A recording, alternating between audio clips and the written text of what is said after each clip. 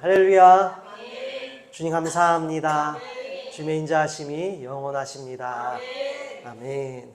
오늘 저는 이 시간 베드로전서 1장 21절 말씀을 가지고 새로운 출발을 시작하는 이들에게 라는 주제로 같이 하나님의 말씀을 나누며 결단하는 시간을 가지려고 합니다.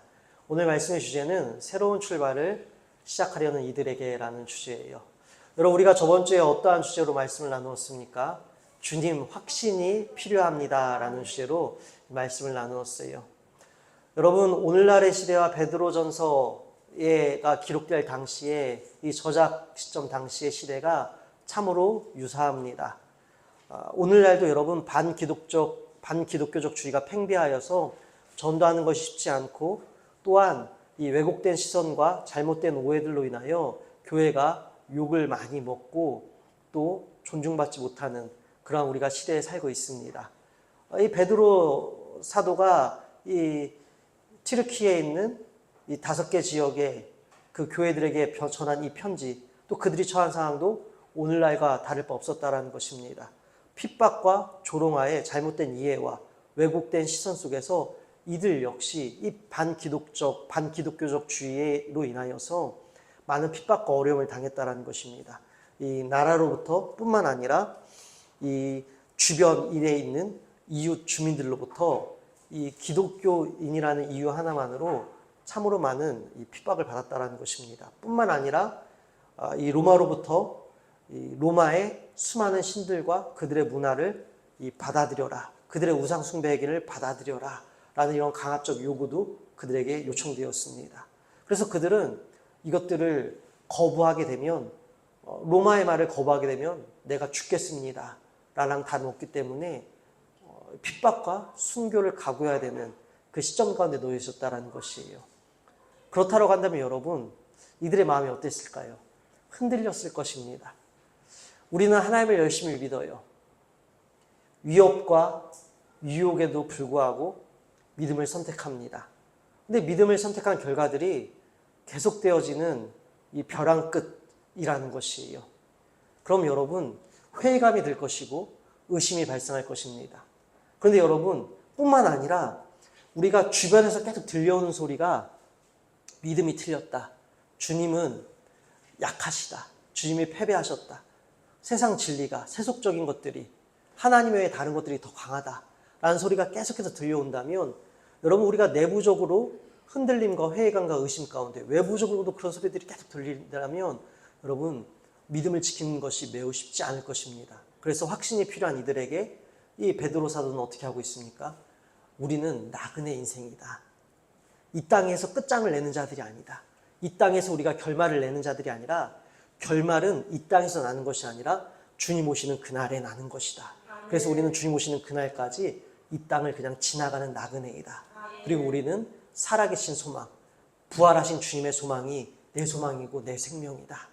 그 산소망이 우리에게 있다 라고 우리에게 전해주었습니다. 뿐만 아니라 또 이 모든 상황들 가운데에서 우리가 고난을 어떻게 받아들일 것인가, 고난이 주는, 연단이 주는 유익이 무엇인가, 이 모든 것들을 통해서 계속해서 우리의 이 믿음의 여정이 틀리지 않았음을 베드로 사도는 확신을 전해주었다라는 것이에요. 뿐만 아니라 이 예수 그리스도의 오심, 처음 오심과 다시 오심, 이 모든 것들이 이 구약의 예언부터 오늘날까지 이어져 있고, 우리는 그 예언의 약속 안에 우리의 역사도 진행되고 있으니, 비록 눈에 보이는 것이 실패하고 패배한 것처럼 보일지라도 하나님의 언약은 반드시 이루어지니 그 약속 안에 우리가 있음을, 그래서 이 시간은 단순히 힘든 시간이 아니라 약속 안에서 약속을 따라 약속으로 이르는 특별한 은혜의 시간을 우리가 받아들이자라고 전해주었어요. 그리고 또 우리가 결국에는 종국적으로는 저 영원한 하나님 나라에 입성하는 것을 천사들도 기대하고 바라는 일이다라고 성경에 그렇게 증언을 해주었습니다. 그래서 여러분, 우리는 확신이 필요한 이들, 오늘날과 당시와 다를 바 없는 상황 가운데서 우리도 흔들렸지만 그래 맞아, 그렇지라면서 우리도 확신을 갖게 되었습니다. 그래서 다시금 지친 믿음에 이 나의 발걸음 가운데 힘을 내어서 우리가 새로운 출발을 이제는 다짐을 할 것이에요. 그런 새로운 출발을 시작하는 우리들에게 또 이 베드로 사도는 어떻게 새로운 출발을 시작할 것인가, 또 어떠한 목적을 가지고 우리가 새로운 삶들을 이제는 기령해야 하는 것들을 오늘 본문을 통해 말씀해 주고 있다는 것입니다. 그래서 저는 오늘 세 가지로 전개하려고 합니다. 그렇다면 우리가 새로운 출발을 시작해야 하는데 첫 번째로 어떻게 살아내야 하는가? 두 번째로 왜 이렇게 살아야 할 이유는 무엇인가? 그리고 세 번째로 그럼에도 이렇게 살아내야 할 자신이 없는 우리는 어디로부터 다시 소망과 힘을 얻을 것인가? 이 세 가지 명확한 주제 아래에 오늘 말씀을 함께 풀어나가려고 합니다. 여러분, 새로이 믿게 된다는 것은 이 새로운 삶 가운데에 새롭게 실천해야 할 일들이 생겼다라는 것입니다. 이제 우리는 새롭게 살아내야 합니다. 주님을 믿는 자들로서 새롭게 그럼 믿는 자들로서 우리의 삶 가운데 실제적으로 입술의 고백뿐만 아니라 실제적으로 우리가 우리의 삶 속에서 살아내야 될 이런 실천적인 과제들이 발생했다라는 것이에요. 예수 그리스도로 새 생명을 얻게 된 우리는 이제는 특정한 방식, 이 말씀이 기록한 특정한 방식으로 생각하고 행동해야 합니다. 그럼 여러분, 우리가 말씀에 기록된 방식대로 생각하고 행동해야 되는데 그럼 그 생각하고 행동해야 될 것들이 무엇인가? 먼저 첫 번째로 마음의 허리를 동이라는 것입니다. 우리가 이 1장 13절 말씀 우리가 세 번역으로 말씀을 이렇게 쭉쭉 따라서 우리가 한번 읽어보길 원합니다.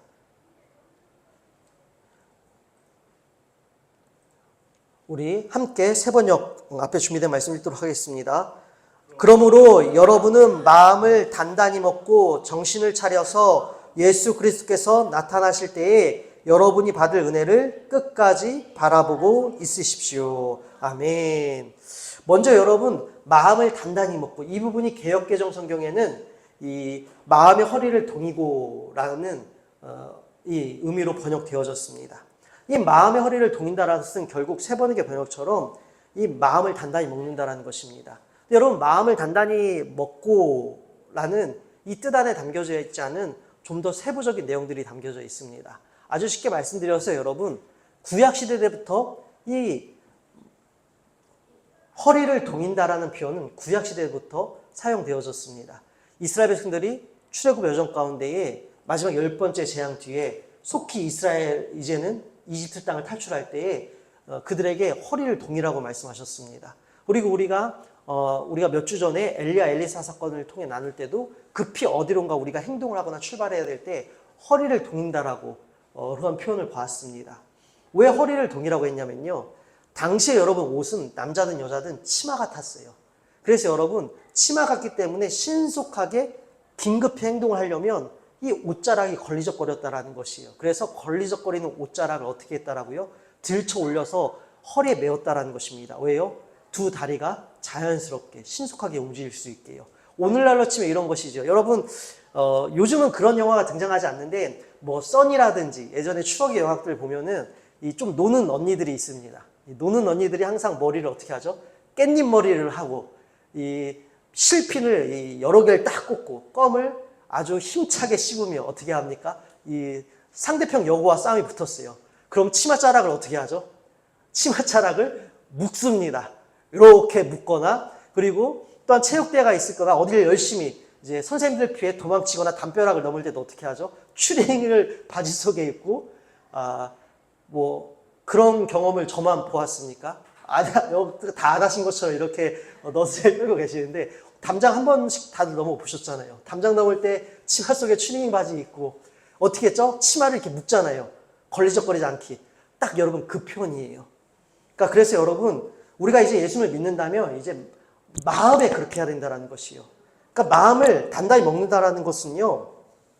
행동을 취하기 위하여 너희 마음을 예비하라라는 것입니다. 그래서 여러분 이 NIV 우리 영어 성경에서는 이 부분을 NIV 성경을 제가 번역한 그 번역을 읽어드리면 행동을 취하기 위하여 너희 마음을 예비하라. 그러니까 이제 우리가 진짜 이제 행동해야 된다는 것이에요. 예비한다는 것은 준비한다는 것입니다. 즉각적으로 이제는 우리가 행동하겠다는 것이에요. 하나님의 역사를 보고 우리는 말씀을 통해 하나님의 역사를 보았습니다. 말씀이 틀리지 않았구나. 지금은 우리가 눈에 보이는 상황은 우리 눈앞에 펼쳐지는 상황들은 하나님보다 세속적인 능력들이 이 세상 사람들이 말하는 강함이 더 강한 것 같고 우리의 믿음이 실패한 것 보일지라도 아니라는 것이에요. 지금 이 상황이 전부가 아니라 이 상황은 결국 지나갈 것이고 썩어 없어질 것이고 썩지 않냐 영원한 세계가 우리 가운데 온다라는 것입니다. 그래서 여러분 우리는요 이 말씀을 통해 그 하나님의 역사가 지금도 진행되고 있는 것을 보았으니 하나님의 역사를 보고 즉각적으로 순종한다라는 의미가 바로 마음을 동인다.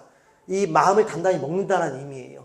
여러분 그러하기에 우리가 어떻게 살아가야 하는가? 이제는 마음의 허리를 동이십시오. 하나님의 역사를 보고 즉각적으로 이제는 순종하십시다. 즉각적으로 순종하기 위해서는 여러분 우리가 준비가 필요한 것이에요. 생각 없이 여러분 있다간요, 여러분 우리가 즉각적으로 어떠한 하나님의 말씀 앞에 순종할 상황 가운데 우리가 순종하지 못합니다. 준비가 되어 있는 자, 마치 우리가 이 경주선에서 이 경주장에서 탕 소리가 나면 우리가 뛰쳐나가는 것처럼 이 탕 소리를 기다리고 있는 것처럼 우리의 마음과 생각이 그렇게 준비되어져 있어야 한다는 것이에요. 여러분 그렇게 이제는 우리가 우리의 생활 방식을 고쳐야 한다는 것입니다.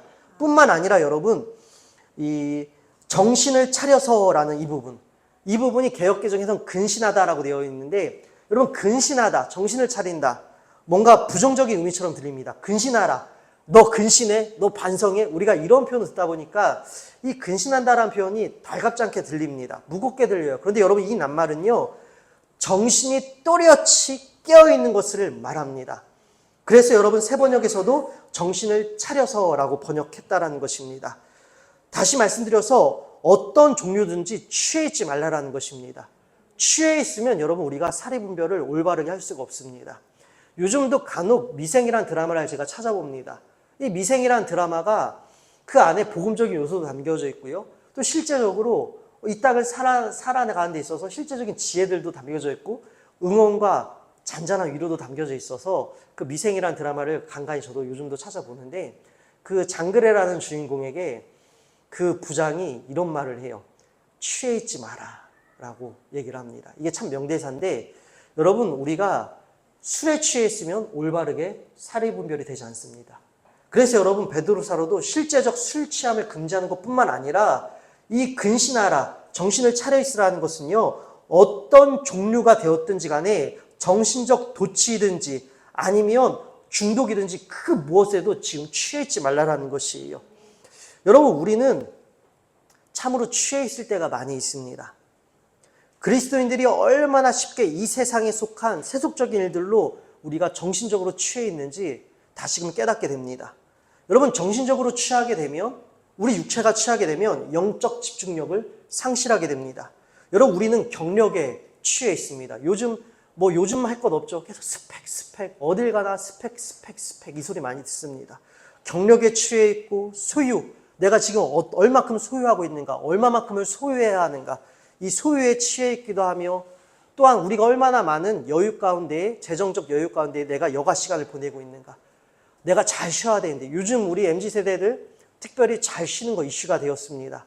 잘 쉬어야 돼요. 그래서 여가에 취해 있기도 합니다. 한국 사람들 요즘 여행지들 SNS에 보면 넘쳐나요.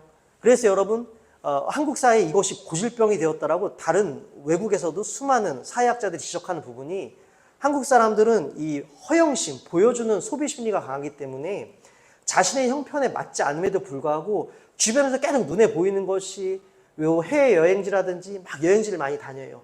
그러다 보니까 내 소득 수준은 그만큼 그 지경에 이르지 못하지만 다들 가니까 나도 안 가면 뒤처진 것 같아서 무리를 해서라도 간다라고 합니다. 그리고 실제로 그렇게 사진을 올리는 사람들도 이런 영향에 굴레에 있다는 것이에요. 다들 무리해서 그렇게 간다라는 것이에요. 그렇게 가야지 맞는 것처럼 보이기 때문에. 여러분 이처럼 한국 사회는 여가에 지금 취해 있습니다. 그리고 또한 뿐만 아니라 명성에 취해 있고 우정에 취해 있기도 합니다. 우리 10대들 우정에 취해 있을 때가 있어요. 하나님보다 우정, 세상 문화가 더 좋을 때도 있습니다. 학문적 성취에 취해 있고요. 권위, 인정받는 삶, 이처럼 우리는 성공에 취하고 용기에 취하고 도전에 취하고 꿈에 취하고 실패, 좌절, 압박, 갈등, 감정, 무기력함 이 모든 것들이 여러분 우리가 취했을 때가 있습니다. 여러분 취했게 되면 우리가 영적 집중력을 상실하게 됩니다. 여러분 우리가 압박에 취했으면 주님을 바라보지 못해요. 내 감정에 취해 있으면, 상황에 취해 있으면 주님 바라보기보다는 상황에 취해서 그 상황에서 헤어나오지 못하게 된다는 것입니다. 지금 사도 바울도 그래서, 이 사도 베드로도 그래서 이것을 지금 우리에게 경고하고 있는 것이에요. 즉각적으로 하나님의 역사를 보고 뛰어들 준비해라. 어떤 것에도 취했지 말아라. 그리고 여러분 어떻게 하라고요? 여러분이 받을 은혜를 끝까지 바라보고 있으십시오. 여러분, 우리가 지금 받을 은혜가 있다는 것이에요. 우리 주님께서는요, 우리가 이 땅에서 능히 이 땅을 뛰어넘을 수 있도록 은혜를 주십니다. 근데 여러분, 이 은혜가 완전한 은혜는, 종국적인 은혜는, 완성된 은혜는 아니라는 것이에요. 실시간으로 우리가 버티고 견디고 살아낼 수 있도록, 이겨낼 수 있도록 은혜를 주시는데, 이 은혜는 완성된 은혜가 아니라는 것이에요. 우리에게 이겨낼 은혜는 주시지만 마침내는 100% 우리가 감히 상상할 수 없는 완전한 그 영원한 생명, 우리가 감히 지금은 더듬어 볼 수도 없는 그 완전한 영원한 생명의 은혜를 우리에게 주신다는 것입니다. 결국 우리 주님이 참되시다는 것이 입증되어지는, 우리의 믿음이 헛되지 않았다라는, 모든 것을 보상해주고 입증해주시고 그 무엇으로 형용할 수도 없는 완전한 충만의 그 생명의 은혜를 우리에게 주시는데, 그 은혜는 우리가 아직 받지 못했다는 것이에요. 그러나 아직 받지 못했다라고 해서 미확정적인 것이 아니라, 취소되는 것이 아니라 그리스도인들에게는 반드시 이 은혜가 주어진다는 것입니다.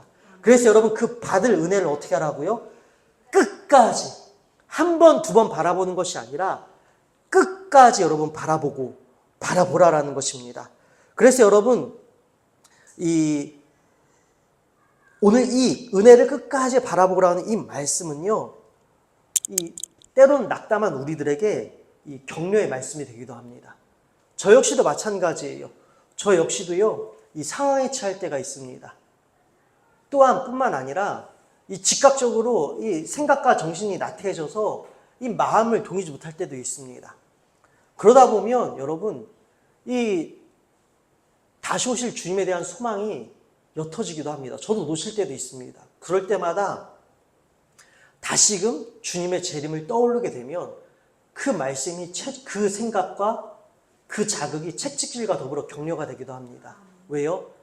나의 이 험난한 시간 가운데에, 나의 이 험난한 믿음의 여정 가운데에 우리 주님이 위로해 주실 것이다. 알아주실 것이다. 완전히 보상해 주실 것이다. 여러분, 그래서 우리가 주님 다시 오시는 그날은 우리에겐 격려가 되기도 한다는 것이에요. 또한 뿐만 아니라 다시 오실 주님을 바라보게 되면 아까 말씀드린 것처럼 채찍질이 된다는 것처럼 다시금 정신이 번쩍 듭니다. 그리고 우리 주님 다시 오시지. 내가 다시 오시는 주님 맞이하려면 이렇게 살면 안 되지. 여러분, 우리는 주님이 다시 오신다는 사실을 이 현실에 취해서 놓칠 때가 많이 있습니다. 그러나 여러분, 성경에 기록된 대로 우리 주님 반드시 다시 오십니다. 다시 오셔서 심판하십니다. 여러분, 이것이 이제 뒤에 이어지는 말씀인데요. 여러분, 그래서 우리가 다시 오실 주님을 생각하면요, 다시금 우리 삶의 우선순위가 다시 정립되어집니다. 정립된다는 것은 다시 정하여 세운다는 것이에요. 우선순위가 다시 설정된다는 것이요, 다시 정립된다는 것입니다. 우선순위가 다시 정립되면 여러분, 필연적으로 행실의 변화가 따라온다는 것이에요. 그것이 성경에서 말씀하고 있는 믿음적인 생활 모범뿐만 아니라 사회윤리적인 삶까지도 우리가 회복이 된다는 것입니다. 그래서 여러분, 우리가 이 14절 15절 말씀을 읽도록 하겠습니다. 순종하는 자녀로서 여러분은 전에 모르고 쫓았던 욕망을 따라 사지 말고 여러분을 불러주신 그 거룩하신 분을 따라 모든 행실을 거룩하게 하십시오. 아멘. 여러분, 이처럼 우리가 다시 오실 주님 바라보게 되면 우리가 다시 삶의 기준이 정립되면 삶이 정렬된다는 것입니다. 정렬된다는 것은 흩어졌던 질서가 일정한 순서가 되도록 다시 배열된다는 것이에요. 여러분, 이처럼 이 사도 베드로는 이제 우리가 새롭게 출발하고 싶어요. 새로운 출발을 시작하고 싶은 이들에게 어떻게 새롭게 출발할 수 있을 것인가, 새로 출발하는 삶은 무엇인가, 그것을 우리에게 이 마음의 허리를 동여라, 깨어 있어라, 그리고 끝까지 주님 다시 오실 그날을 끝까지 그 소망을, 그 생명을 바라보라 라고 우리에게 전해 주었습니다. 그리고 그렇게 우리가 살아낸다면 우리의 삶이 다시 정렬된다라는 것이에요. 그렇다면 여러분, 왜 우리는 이렇게 살아내야 할까요? 저는 지금 모범적인 답변을 여러분에게 말씀드렸습니다. 여러분, 그렇다고 한다면 왜 우리는 이러한 삶을 살아내야 할까요? 우리가 지금 다 아멘 아멘 했어요. 다 아는 얘기입니다. 사실 오늘 설교가 특별하지 않아요. 우리 신앙생활에서 다 들었던 얘기예요. 그래, 마음의 허리를 동여라. 하나님의 역사를 바라보고 즉각적으로 순종할 수 있도록 깨어 있어라. 어떤 것에도 취해 있지 말아라. 주님 오실 소망을 끝까지 놓치지 말고 바라봐라. 우리 늘 들었던 주제들이에요. 근데 여러분, 왜 우리는 이렇게 살아야 하냐는 것이에요. 이거 힘들잖아요. 이렇게 살아내는 거 알지만 힘들잖아요. 때론 버겁잖아요. 때로는 억울할 수도 있습니다. 주님 내게 주시는 거 하나도 없는데 나만 이렇게 해야 되는 것 같아요.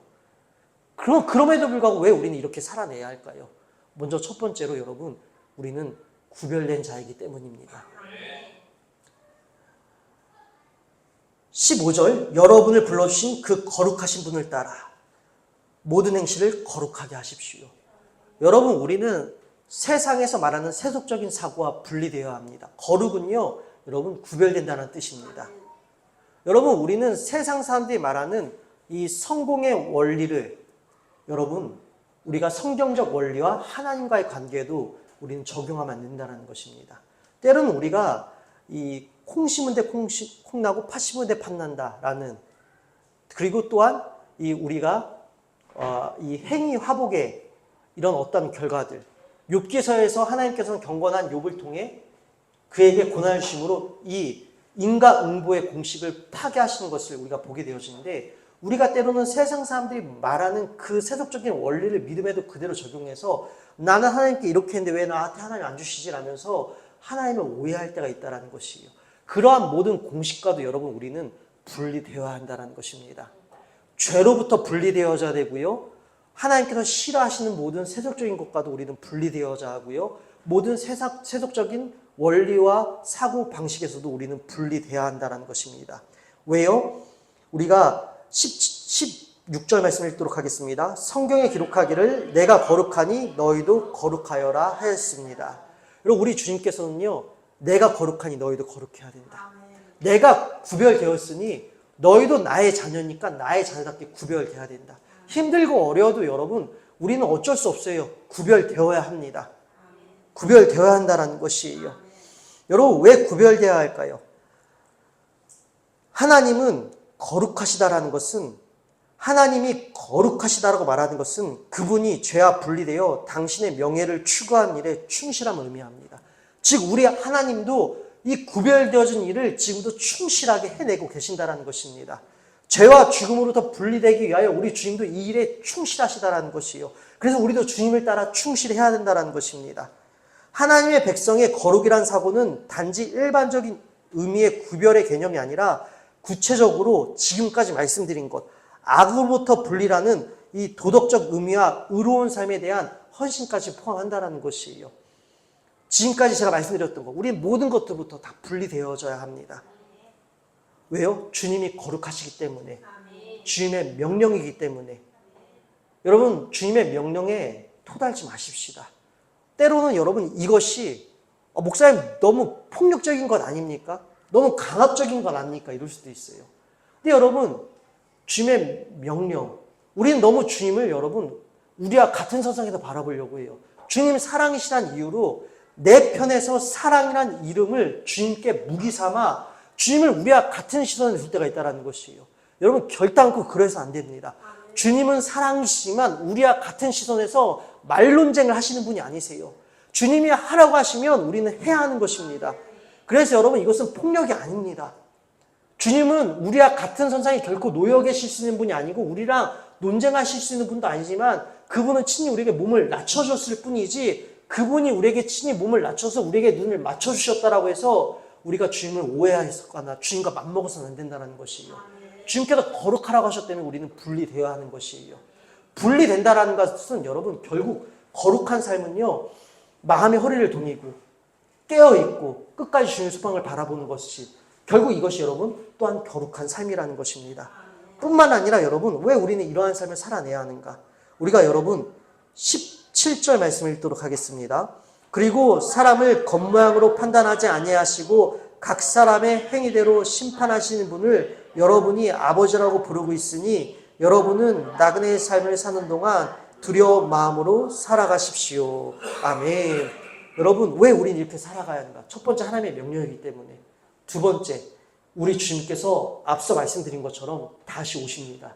다시 오실 주님은요, 심판주로 오십니다. 그리고 우리 주님은요, 겉모양, 사람의 외모로 판단하시는 것이 아니라 우리의 행위로 판단하신다는 것이에요.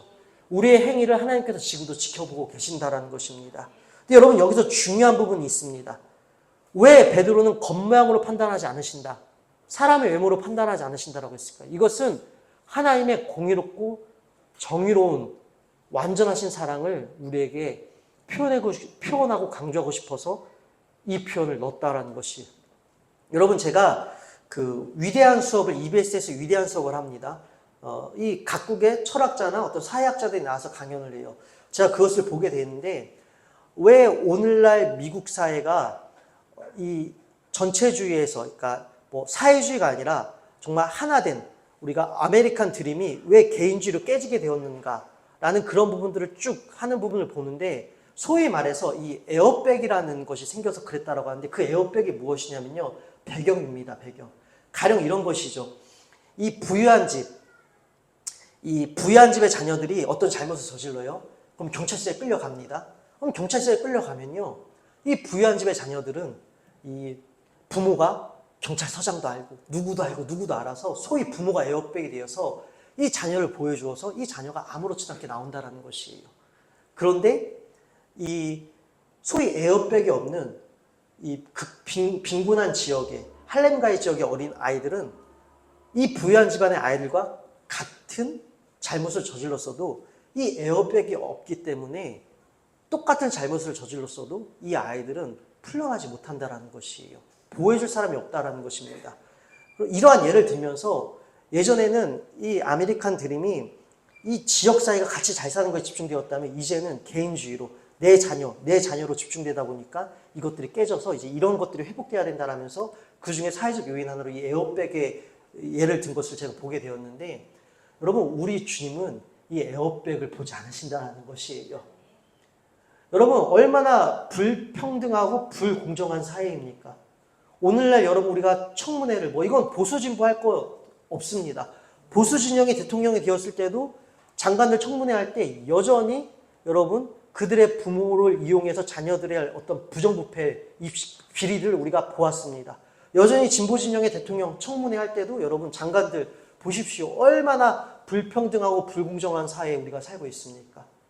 여러분, 이 부분이 매우 중요한 이슈입니다. 우리 주님은요, 여러분의 출신이 어떠한가, 여러분의 배경이 어떠한가, 그 어느 것도 보지 않으신대요.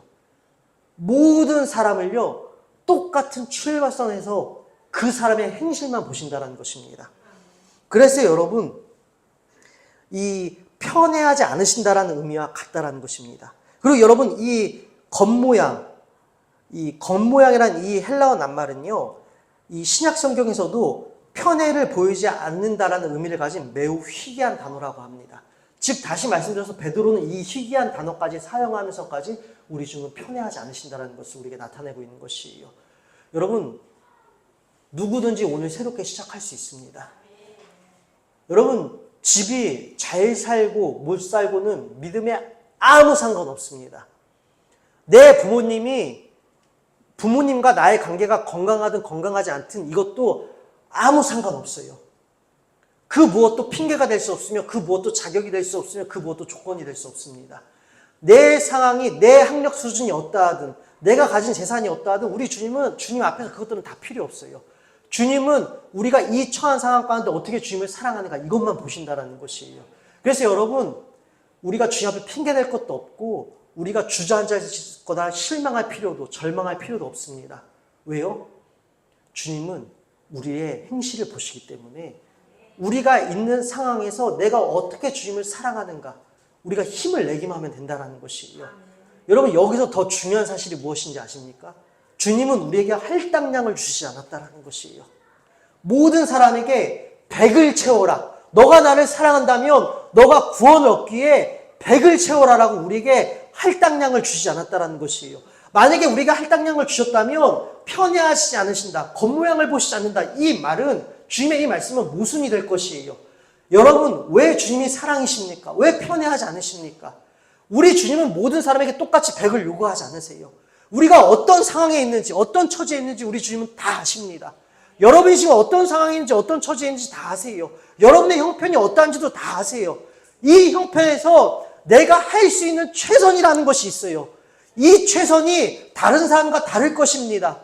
헌금의 액수도 다를 것이고, 봉사의 시간도 다를 것이고, 또한 내가 일상의 삶 가운데서 치열하게 싸워내는 모든 부분들이 모든 사람이 처한 환경마다 다 다를 것이란 얘기예요. 그런데 우리 주님은 일률적으로 요구하시는 것이 아니라 내가 너희들이 다른 걸 다 알고 계시다라는 것이에요. 그래서 그냥 너희가 할 수 있는 최선을 다하면 내가 그것을 100으로 전부로 받아주시겠다라는 말씀인 것이에요. 여러분, 그래서 우리 시작하면 된다라는 것입니다. 여러분, 오늘 우리 새롭게 시작하십시다. 절망하지 마시고 주님 사랑하기를 새롭게 시작하는 것을 출발하십시오. 변명하지 마시고 실망하지 마시고 내가 할 수 있는 최선하면 우리 주님 그것을 전부로 받아주신다는 것이에요. 그것이 행위대로 심판하신다는 것입니다. 그래서 이 말씀은 경고의 말씀이면서도 따뜻한 사랑의 말씀이기도 합니다. 특별히 여러분, 그래서 여러분 어떻게 하라고요? 이 17절 말씀 한 번 더 읽어보도록 하겠습니다. 그리고 사람을 겉모양으로 판단하지 아니하시고 각 사람을 행위대로 심판하시는 분을 여러분이 아버지라고 부르고 있으니 여러분은 나그네의 삶을 사는 동안 두려운 마음으로 살아가십시오. 여러분, 우리가 왜 힘들어도 이렇게 살아가야 한가? 첫 번째 주님의 명령이고, 두 번째 우리는 행실대로 주님께서 판단하시기 때문에. 근데 행실대로 판단하신다 이 말씀조차도 결국 사랑이 담겨져 있다는 것이에요.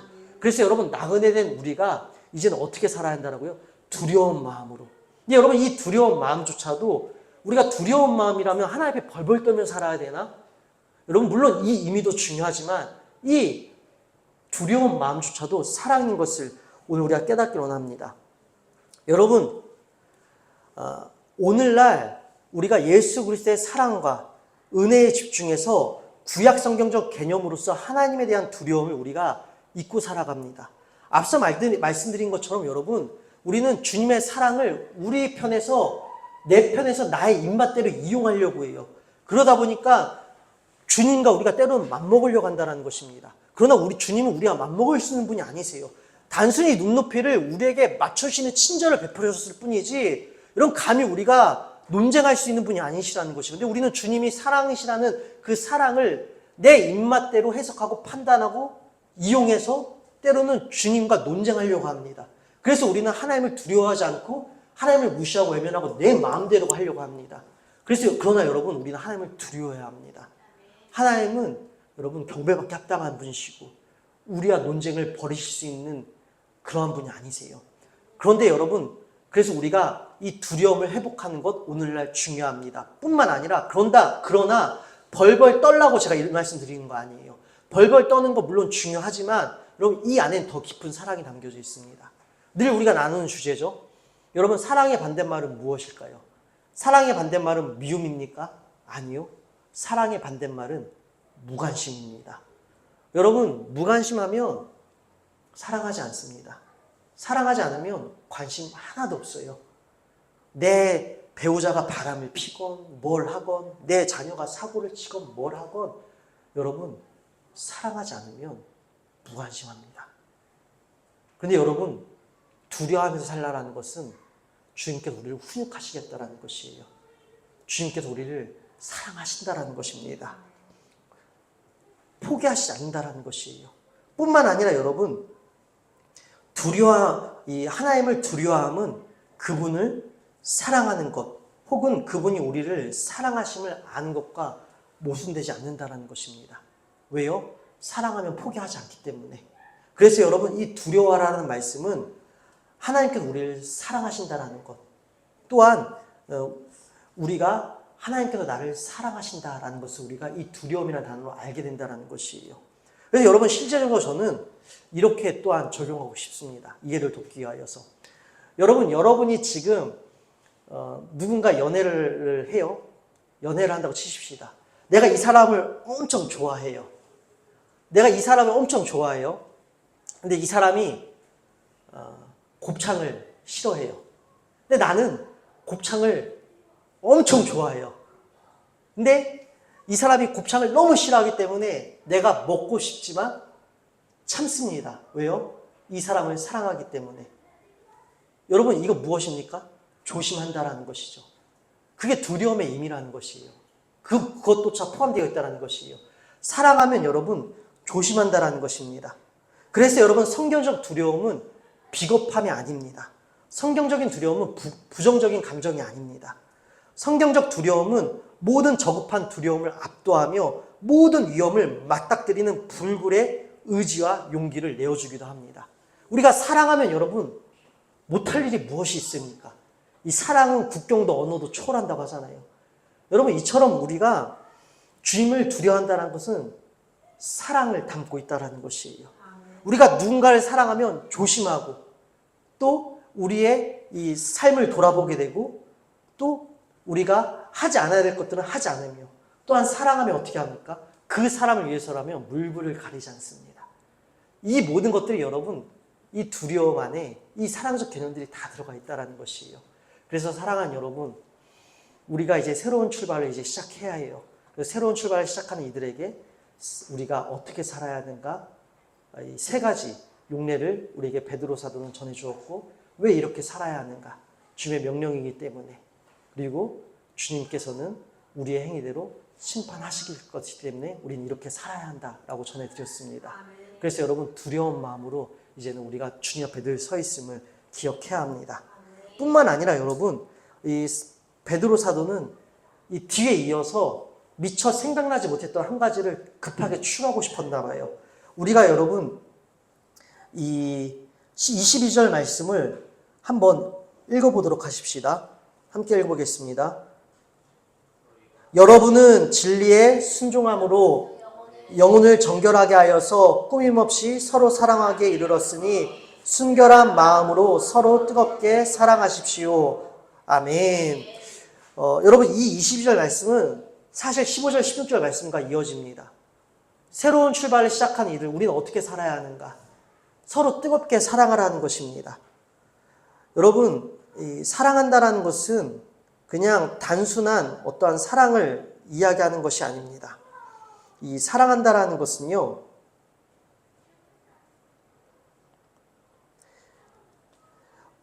어떤 우리가 나는 그리스도인이니까 이 사랑해야 돼. 여러분, 뭐 이런 우리가 간판적인 모습을 나타내는 것이 아닙니다. 그냥 외형적으로 사랑을 취하는 그런 모습을 얘기하는 것이 아닙니다. 여러분은 진리에 순종함으로 영혼을 정결하게 하여서 꾸밈없이 서로 사랑하게 이르렀으니 순결한 마음으로 서로 뜨겁게 사랑하십시오. 여러분, 여기에는 두 가지 의미가 담겨져 있어요. 첫 번째, 여러분, 앞서 말씀과 다 연결되어져 있습니다. 우리가 거룩을 추구하다 보면 우리 안에서 자연스럽게 성숙된 사랑이 자라나게 될 것이라는 것이에요. 우리는 여러분 성숙된 사랑을 할 수 없는 존재들이에요.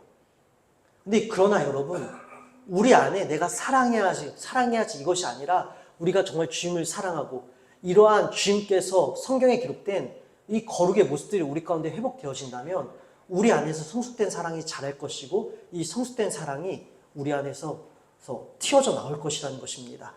뿐만 아니라 여러분, 이 뜨겁게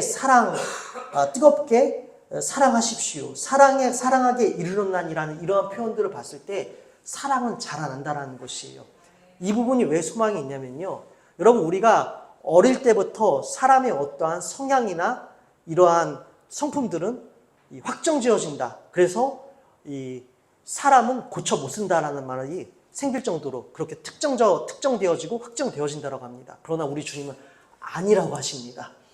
어렸을 때 어떠한 상처와 아픔이 있어서 우리 안에 강팍해졌건 어떠한 이 상처와 이 쓴뿌리가 있든지 간에 우리 주님 안에서 사람은 변화되고 성품은 변화되고 사람은 고쳐진다라는 것입니다. 그래서 여러분, 우리가 거룩을 추구하다 보면 내가 사랑으로 변화될 것입니다. 나라는 사람의 이름이 사랑이 될 것입니다. 그래서 우리 안에선 사랑이 넘칠 것입니다. 그래서 그리스도인은 화목하게 될 것입니다. 그래서 그리스도인이 속한 우리 공동체는 화목하게 될 것입니다. 사도 바울은 우리가 이제는 이러한 일들을 출발해야 된다고 말씀하고 있는 것이에요. 특별히 여러분, 이 뜨겁게 서로 사랑하는 일은 이 시대에 매우 필요한 일이었습니다. 왜요? 여러분, 밖에서 지금 막 때려대고 있잖아요. 이 당시 상황도 밖에서 지금 그리스도인들을 막 때려대고 있잖아요. 이들이 어디에서 이루어서만 얻겠습니까? 우리 같은 그리스도인들을 통해서. 그래서 여러분, 이들은 이겨나갈 수 있었습니다. 오늘날도 마찬가지예요. 여러분, 우리 안에서 우리가 서로 뜨겁게 사랑해야 합니다. 이 반기독교주의가 팽배한 이 시대, 우리가 서로 사랑하지 않으면 어디서 우리가 위로를 얻을 수 있겠습니까? 주님의 몸된 형제 자매들이요, 우리 뜨겁게 사랑하십시다. 우리가 서로 사랑할 때에 하나님 나라가 우리 가운데 이루어질 줄로 믿습니다. 사랑하는 여러분, 그러하게 먼저 거룩을 추구하십시오. 우리 안에서 성숙된 사람이 자라나게 될 것이고, 우리의 과거가 어떠하든, 내가 자라오는 시절이 어떠하든 주님께서 우리를 변화시켜 주실 것입니다. 우리는 그래서 사랑으로 변화되어질 것이고 화목되어질 것입니다. 여러분, 이제 오늘 말씀의 결론 부분이에요. 우리 이제 다 알겠어요. 사실 제가 오늘 드린 말씀들 많이 들었던, 설교에 여기저기서 많이 들었던 말씀들이기도 합니다. 근데 여러분, 사실 이렇게 살아낼 자신이 녹록진 않아요. 머리로는 알아요. 그래, 내가 어떠한 상황 가운데에, 유혹의 상황 가운데, 선택의 순간 가운데 내가 마음을 동일하, 즉각적으로 순종해야지. 내가 주님 기뻐하시는 일 선택해야지. 머리로는 알아요. 근데 쉽지 않습니다. 그리고 또한 깨어있는다라는 것, 취해있지 말아야지라는 것도 쉽지 않아요.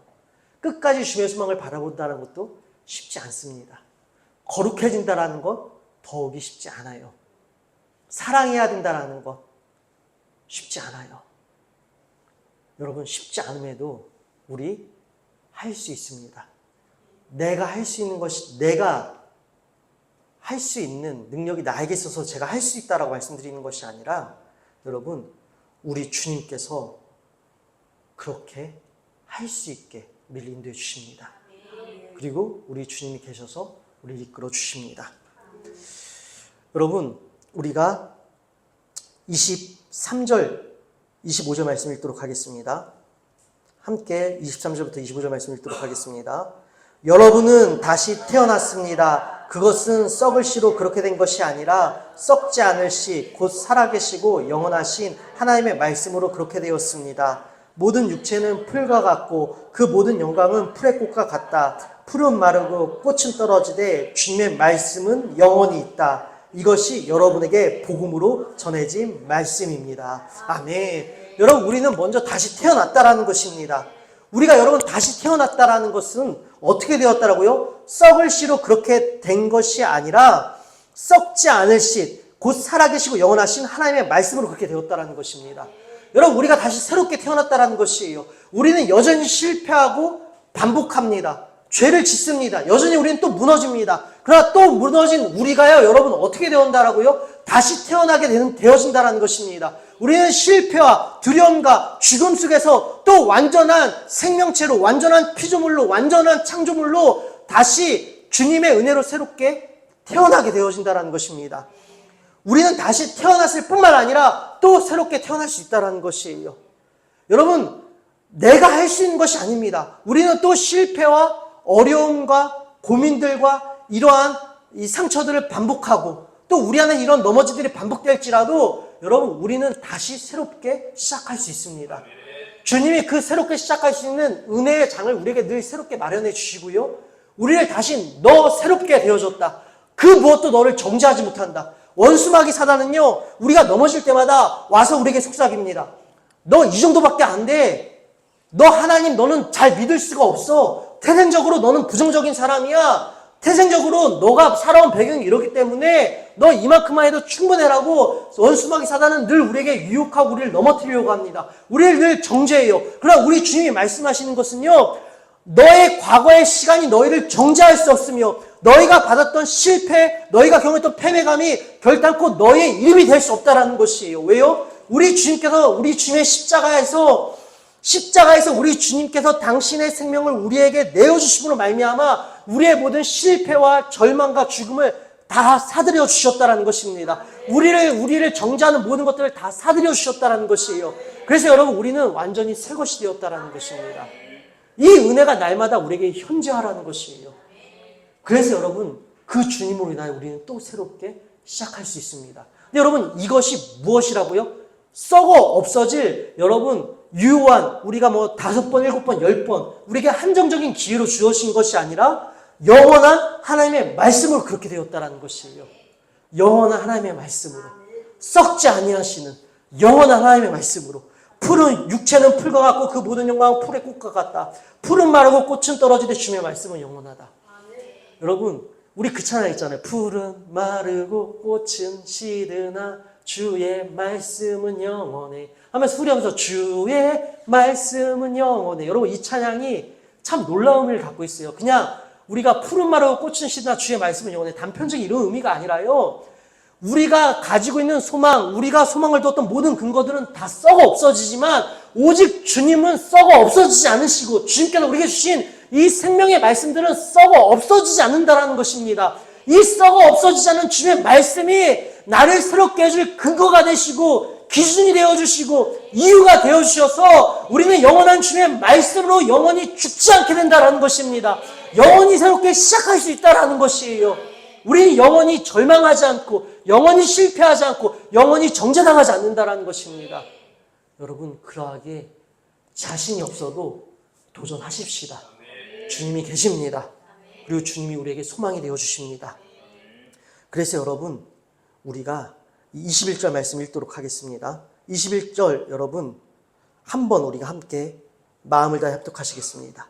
여러분은 그리스도로 말미암아 하나님을 믿고 있습니다. 하나님은 그리스도를 죽은 사람 가운데서 살리시고 그에게 영광을 주셨습니다. 그래서 여러분의 믿음과 소망은 하나님을 향해 있습니다. 아멘. 여러분 우리 하나님은 그리스도를 죽은 사람 가운데 살려주셨다. 부활시켜 주셨다는 것입니다. 주님을 부활시켜 주셨다는 것은 우리도 다시 살려주신다는 것이에요. 그래서 여러분의 믿음과 소망은 하나님을 향해 있습니다. 죽었던 우리를 실패와 좌절과 절망으로 죽었던 우리를 여러분 하나님이 예수님을 살려주신 것처럼 우리도 그렇게 부활하여 주신다는 것이에요. 우리 여러분의 믿음과 소망은 지금 무엇을 향해 있습니까? 주님께로 향하십시오. 오늘 말씀 정리합니다. 사랑하는 여러분, 우리는 확신이 필요했고 주님은 우리에게 확신을 주셨습니다. 그리고 이제는 우리는 새로운 출발을 시작해야 합니다. 새로운 출발을 어떻게 시작할 것인가? 마음의 허리를 동이고 깨어 있으십시오. 그리고 끝까지 받을 은혜를 바라보십시오. 우리 거룩하십시다. 주의 명령에 순종하십시다. 그리고 두려움으로 주님 만날 날을 사랑을 담아 준비하십시다. 그리고 여러분 믿음과 소망을 우리 주님께로 늘 향하신 시선과 기도의 손길을 거두지 마십시오. 왜요? 우리 주님께서 우리에게 주신 이 생명의 말씀은 소망의 말씀은 결코 썩어 없어지지 않아. 날마다 우리 삶의 능력이 되어주시고 우리 삶의 기준이 되어주시고 우리 삶의 근거가 되어주셔서 우리를 새롭게 일으켜 세워주실 것입니다. 이것이 오늘 우리에게 복음으로 전해진 말씀입니다. 기도하겠습니다. 하나님 아버지 감사합니다. 하나님 우리는 그 무엇도 깨트릴 수 없는 소망 안에 있는 자들입니다. 그러하게 다시금 힘을 내어서 새로운 출발을 시작하게 인도하여 주시옵소서. 우리는 새로운 출발을 시작하길 원합니다. 주님 우리를 도와주시옵소서. 거룩한 자가 되길 원합니다. 주님 우리를 구별하여 주셔서 하나님 주님 다시 오시는 그날까지 이 거룩한 다름질을 멈추지 않도록 우리의 삶에 생명을 불어넣어 주시옵소서. 모든 것에 감사하오며 사랑이 많으신 우리 주 예수 그리스도의 이름으로 기도드립니다. 아멘.